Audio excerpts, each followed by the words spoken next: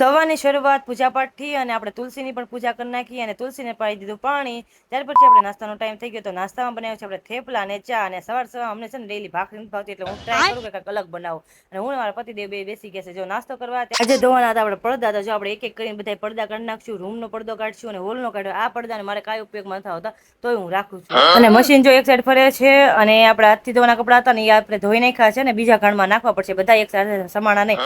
અને ત્યાં થઈ ગયો બપોરનો ટાઈમ અને બપોરે જમવામાં આપણે બનાવી હતી મિક્સ દાળ, પંચવટી દાળ આવે ને એ. અને હું જો આ રીતે ટમેટા અને ડુંગળીનો વઘાર કરીને બનાવું છું. તમે કઈ રીતે બનાવો છો ને કમેન્ટમાં કહેજો.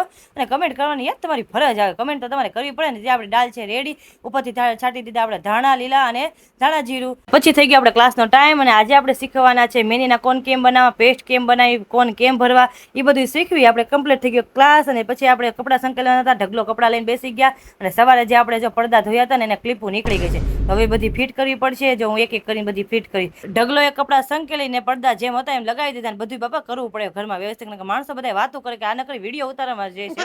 ત્યાં થઈ ગયો રાતનો ટાઈમ અને હું જો માચરસ રસોઈ બનાવું છું. મારી જેમ કોણ કોણ રસોઈ આ રીતે બનાવશે કમેન્ટમાં કહેજો. ને આપણી ઉંમર થઈ ગઈ કે એટલે થાક લાગવા મળ્યો છે. ત્યાં થઈ ગયો જમવાનો ટાઈમ, પતિ દેવ જો આપણે ચોળી દે છે. મારા વિડીયો જોવા ગમતા તો લાઈક શેર સબસ્ક્રાઈબ. ત્યાં સુધી હર હર મહાદેવ.